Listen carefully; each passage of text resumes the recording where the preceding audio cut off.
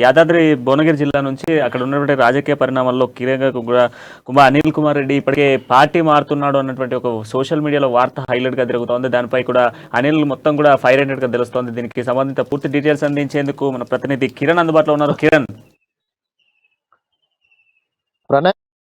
మరి నల్గొండ జిల్లా విషయానికి వచ్చినట్లయితే ముఖ్యంగా ఈ రోజు యాదాద్రి భువనగిరి కాంగ్రెస్ పార్టీ అధ్యక్షుడిగా ఉన్నటువంటి కుంభం అనిల్ కుమార్ రెడ్డి పార్టీ మారి బీఆర్ఎస్ పార్టీలోకి పోతున్నాడు వదలు రావడం. ఈ రోజు ఆయన ప్రత్యేకంగా విలేకరుల కావాలనే నా పైన పార్టీ మాట్లాడి కాంగ్రెస్ పార్టీలో ఖచ్చితంగా కూడా చెప్పడం జరిగింది. అయితే గత కొద్ది రోజులుగా కుంభం అనిల్ కుమార్ రెడ్డి పడుతున్నారైతే ప్రచారం అయితే విస్తృతంగా జరుగుతుంది.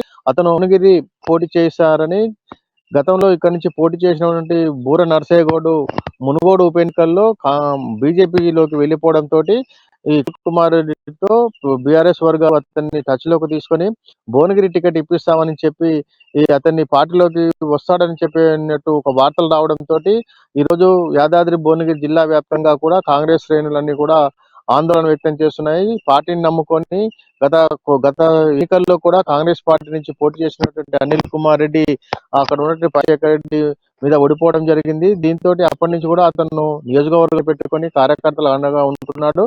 అదే సందర్భంలో యాదాద్రి జిల్లా అధ్యక్షుడిగా కూడా కుంభం అనిల్ కుమార్ రెడ్డికి అవకాశం కల్పించడంతో పార్టీ చేస్తున్నటువంటి అన్ని కార్యక్రమాలు కూడా చేస్తున్నాడు. ఉత్తమ్ కుమార్ యొక్క కాలంలో నుంచి కాకుండా ఇప్పుడు రేవంత్ రెడ్డి ఉన్నప్పుడు కూడా అతను చేస్తున్న పాదయాత్రకు మద్దతుగా ఒక రోజు భువనగిరిలో కూడా అతను పాదయాత్ర చేపట్టడం జరిగింది.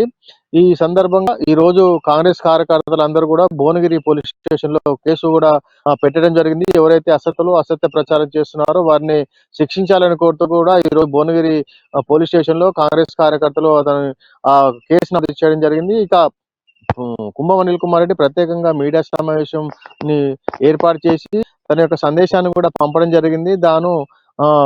ఎన్నికల్లో కంటే ముందు 14 సంవత్సరాలుగా కాంగ్రెస్ పార్టీలోనే కొనసాగుతున్నారని, గత సంవత్సరాల నుంచి నియోజకవర్గాన్ని అంటిపెట్టుకుంటున్నారని, కార్యకర్తలు ఎవరు కూడా అధైర్యపడొద్దని, కావాలనే తనపై విష ప్రచారం చేస్తున్నారని, తాను పార్టీ మారుతున్నారని సృష్టిస్తున్నారని, ఇలాంటిలో ఎలాంటి నిజం లేదని, తాను కాంగ్రెస్ పార్టీలో ఉంటూ వచ్చే ఎన్నికల్లో కాంగ్రెస్ పార్టీ అభ్యర్థిగానే పోటీ చేస్తానని కూడా అతను వివరంగా చెప్పడం జరిగింది. దీంతో ఒక్కసారిగా ఉమ్మడి నల్గొండ జిల్లా వ్యాప్తంగా కూడా మరొక కాంగ్రెస్ నాయకుడు బీఆర్ఎస్ పార్టీలోకి పోతున్నటువంటి ప్రచారం జరగడంతో ఇటు అన్ని వర్గాల్లో కూడా ఇటు కాంగ్రెస్ పార్టీ శ్రేణులన్నీ కూడా ఒక్కసారిగా ఉలికి పడ్డట్టయ్యాయి. ఎందుకంటే గత ఒక పార్టీ అధ్యక్షుడి పార్టీ మారి వేరొక పార్టీలోకి పోతున్నాడంటే ఇప్పటికే కాంగ్రెస్ పార్టీ బలహీనంగా ఉన్న పక్షంలో ఒక పార్టీ అధ్యక్షుడే పార్టీ మారితే కార్యకర్తలు, నియోజకవర్గాల్లో ఉన్నటువంటి కార్యకర్తలు ఎటు వాళ్ళ పరిస్థితి ఏంటనే చర్చ అయితే జరిగింది. దీని అన్నింటినీ ఖండిస్తూ అతను ప్రెస్ మీట్ ఏర్పాటు చేసి ఏ పార్టీలోకి వెళ్తాం లేదని కూడా వివరంగా చెప్పడం జరిగింది. ప్రణయ్,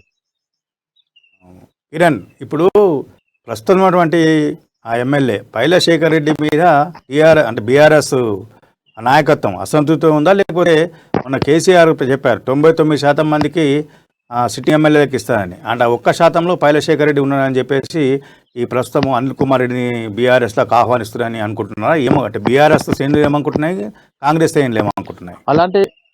అలాంటి అవకాశం ఏం లేదు. ఎందుకంటే పైలశేఖర్ రెడ్డి కూడా ప్రజలకు నిత్యం అందుట్లో ఉంటూ అతడు ఎమ్మెల్యే కాకముందు నుంచి కూడా అతడు ఆలేరు నియోజకవర్గానికి చెందినప్పటికీ అతను సోషల్ యాక్టివిటీస్, ఎందుకంటే తన సొంత నిధులతో నియోజకవర్గాన్ని అభివృద్ధి చేయడంతో పాటు ఆలేరు నియోజకవర్గంని కూడా గతంలో అభివృద్ధి చేయడం జరిగింది. అదే యొక్క కారణంతో గత 2014 ఎన్నికల్లో కేసీఆర్ పిలిచి పైలశేఖర్ రెడ్డికి టికెట్ ఇప్పించడం జరిగింది. పైలశేఖర్ రెడ్డి కూడా ఎక్కడా ఎలాంటి అవకతవకలకు పాల్పడకుండా నియోజకవర్గాన్ని అంటిపెట్టుకుంటూ కార్యకర్తలకు అండగా ఉంటున్నాడైతే నియోజకవర్గంలో అయితే ప్రచారంలో ఉంది. ఇది కేవలం ఏంటంటే భువనగిరి ఎంపీగా పనిచేసిన బూర నర్సయ్య గౌడ్ బీజేపీలోకి పోవడంతో అక్కడ భువనగిరి పార్లమెంట్ అభ్యర్థిగా బలమైన క్యాండిడేట్ కోసం బీఆర్ఎస్ పార్టీ ఎదురు చూస్తుంది. ఇది అయితే కుంభం అనిల్ కుమార్ రెడ్డి బలమైన రియల్ ఎస్టేట్ వ్యాపారం చేసేలో కోట్లాది రూపాయల రియల్ ఎస్టేట్ వ్యాపారం అతనికి ఉంది. అతన్ని తీసుకొచ్చినట్టయితే ఆ పార్టీ కూడా ఒక బలమైన నాయకుడు దొరుకుతాడు. రేపు రానున్న ఎన్నికల్లో ఎంపీగా పోటీ చేసే అభ్యర్థి కూడా దొరకడంతో పాటు యాదాద్రి భువనగిరి జిల్లాలో ఒక కాంగ్రెస్ పార్టీ అధ్యక్షుని తీసుకున్నట్లయితే కాంగ్రెస్ పార్టీ కూడా బలహీనపడే అవకాశాలు ఉన్నాయి. ఇటు భువనగిరి ఆలేర్లలో గత తెలంగాణ ఉద్యమం నాటిని కూడా టిఆర్ఎస్ పార్టీ ఎక్కువ ప్రభావం ఇక్కడ చూపుతుంది. కాబట్టి అతని పార్టీలోకి తీసుకుంటే మంచిగా ఉంటుందనే అభిప్రాయం కూడా పార్టీలో ఉన్నప్పటికీ అయితే అతనితో చర్చలు జరిపారనే విషయం అయితే సోషల్ మీడియాలో అయితే బాగా పుకారైతే లేచింది. కాకపోతే ఈ కుంభం అనిల్ కుమార్ రెడ్డితో ఎవరు మాట్లాడారు, వాటికి కావాల్సిన రుజువులు ఏంటి, నేను ఎవరితో మాట్లాడనేది ఎవరైతే వార్తలు రాశారో సోషల్ మీడియాలో సృష్టించారో రుజువు చేయాలని కూడా అతను ఈరోజు మీడియా సమావేశంలో తెలపడం జరిగింది. కావాలని అసత్య ప్రచారం చేస్తున్నారు. ఏదైనా నేను బీఆర్ఎస్ పార్టీ నాయకులతో టచ్ ఉన్నట్లయితే దానికి కావాల్సిన ఆధారాలు బయట పెట్టాలి, కానీ తనపై అసత్య ప్రచారం చేయడం మంచి పద్ధతి కాదని అతను ఈరోజు కూడా చెప్పడం జరిగింది బహిరంగంగా. అయితే కుంభం అనిల్ కుమార్ రెడ్డి భువనగిరి కాంగ్రెస్ గానే పోటీ చేశానని కూడా చెప్పడం జరిగింది. శేఖర్ ప్రస్తుత ఎమ్మెల్యేగా ఉన్నప్పటికీ అతని ఎమ్మెల్యే టికెట్ విషయంలో ఎలాంటి డోకా లేదు, అధిష్టానం కూడా అతని పైన నమ్మకంతో ఉంది. కాకపోతే అక్కడ మా భువనగిరి ఎంపీగా పోటీ చేసే అభ్యర్థి కోసం వాళ్ళు అన్వేషిస్తున్న క్రమంలో ఇతన్నే పార్టీ మార్చిపిచ్చి మన పార్టీలోకి తీసుకుంటే అక్కడ శత్రుశేషాన్ని లేకుండా అయిపోతుంది. యాదాద్రి భువనగిరి జిల్లా అంతా కూడా బీఆర్ఎస్ పార్టీ ఆధీనంలోకి వస్తుంది. ఒక బలమైన నాయకుడిని దెబ్బ కొట్టినట్టయితే పార్టీకి బీఆర్ఎస్ పార్టీకి అనుకూలంగా ఉంటుందనే కేవలం అంశంతో అతనితోటి సంప్రదింపులు జరిపినట్టుగా కూడా తెలుస్తుంది కృష్ణమూర్తి.